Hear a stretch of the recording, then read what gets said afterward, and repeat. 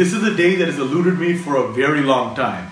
Every so often a concept comes along that changes everything. Its impact will be felt forever. Today, Umar revolutionizes children driving forever, and I am calling it the children driving revolution. So should children drive? Yes! Whenever they're tall enough not to be killed by the airbag, of course. They can only drive cars equipped with electronic stability control to prevent loss of control of the vehicle, and they must at all times be wearing their safety belts.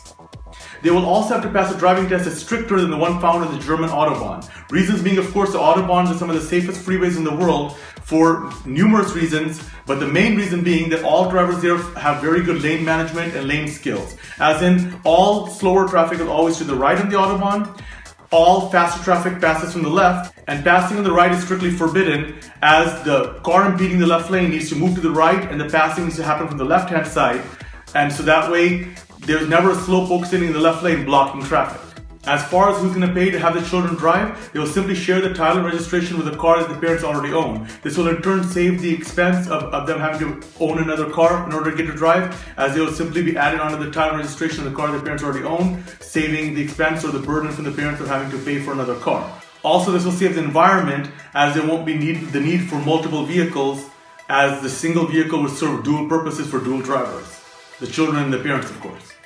Also, with great cars like the Infiniti G35 and other great cars from the early 2000s coming way down in price to less than $5,000, with the help of the parents, the children can probably afford the car on their own. I would make insurance for the children very cheap, as little as $1 a day. This is because the insurance system for the children will be based on the lottery system. Think about it. When people buy the lottery, let's say that they're spending $1 a day, which they spend even less than that usually, and there's hundreds of millions of dollars in the pool of the lottery system that gets accumulated over the course of a month or so. So think about it, $1 a day for insurance would provide more than enough coverage for the children driving. Not that they were needed, because they'll be trained in the art of how people drive the Autobahn, as I've already aforementioned. So affordability is so far not an issue, as title registration, simply add them to the title or buy a used car from the early 2000s that have come way down in price, like great cars, the G35. And the insurance is dirt cheap, as little as $1 a day, which provides more than enough coverage for the children to drive.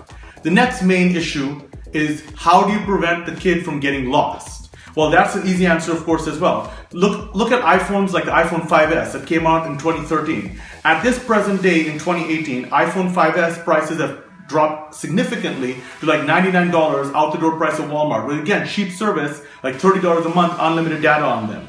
So the combination of a cheap iPhone along with dirt cheap service on them from the carrier and the fact that iPhones have built-in maps and Google Maps you can download and all that, the children will never get lost again, as long as they're also trained as part of their driving how to manage and use iPhones. And as we already know, children are even more adept to using technology than we are, as children learn fast, just like a language, how to use iPhones. So maps and all that stuff will be a piece of cake for them, and they'll be able to use it to navigate wherever they want safely. And of course, it'll be mandatory that they must be carrying a car charger with them at all times to prevent the battery from running out.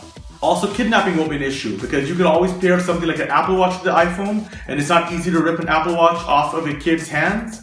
And the Apple Watch would in turn has a SOS built in that when you triple click the crown, it triggers SOS emergency services. That will ensure that if emergency services are needed, such as kidnapping or somebody doing something bad, they can simply triple click the crown, and they'll be able to trigger SOS emergency services and get out of harm's way.